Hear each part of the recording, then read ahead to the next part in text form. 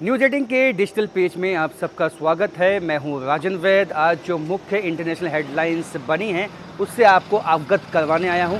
सबसे पहले बात होगी जो अब पीस डील जो है वो साइन होने पे जो है जो एक तरह से एक आशंका बनी हुई थी कि आज होगी, लेकिन अब डोनाल्ड ट्रंप ने ये ट्वीट करके साफ किया है कि 19 जून को जो है वो ईरान एवं अमेरिका में जो शांति जो एक संधि है उस पे हस्ताक्षर जो है डील जो है वो पक्की हो सकती है।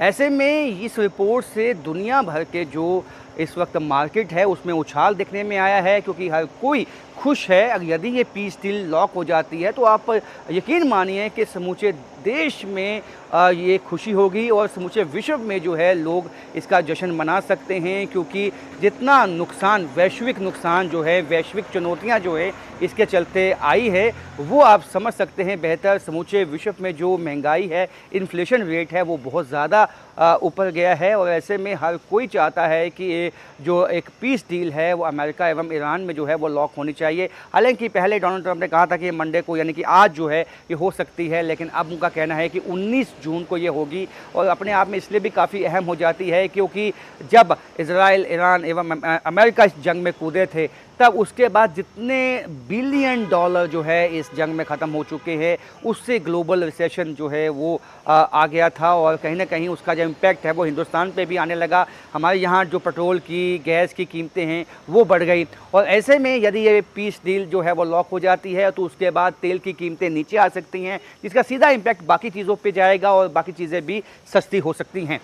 इसके साथ साथ दूसरी सबसे अहम रिपोर्ट आपको बता दूं कि G7 देशों का जो समिट है उसमें उसके साइड लाइन में अमेरिका एवं इंडिया के जो राष्ट्र अध्यक्ष है यानी कि डोनाल्ड ट्रंप एवं पीएम मोदी में मुलाकात हो सकती है। काफ़ी अहम मुद्दों पे बातचीत हो सकती है। बिल्कुल जी हाँ, जो विदेश मंत्रालय है अमेरिका का उसने भी साफ किया है कि G7 समिट जो कि 16-17 जून को जो है फ्रांस में होने वाला है उसमें पीएम मोदी एवं डोनाल्ड ट्रंप के बीच जो है द्विपक्षीय वार्ता जो है वो हो सकती है। ये कई मायनों में इसलिए भी अहम है क्योंकि दोनों देश जो है कई अहम मुद्दों पर चर्चा कर सकते हैं, कई अहम मुद्दों पर बातचीत कर सकते हैं, जिसमें रशिया से तेल खरीदने पर जो है अमेरिका हमेशा से बात करता आया है कि इंडिया को ऐसा नहीं करना चाहिए। वहीं जब इंडिया के भी कुछ कंसर्न्स हैं, जो हाल ही में जो है जो जिस तरह से स्ट्रेट ऑफ हॉर्मुज़ में अमेरिकन कार्रवाई में 3 जो हैं भारतीय नाविक जो हैं उनकी मौत हो गई, ऐसे में कहीं ना कहीं ये द्विपक्षीय वार्ता जो है, ये मुलाकात है, काफ़ी अहम होने वाली है।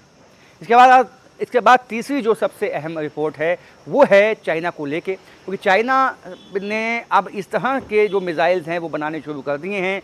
ऑस्ट्रेलिया तक जो है किधर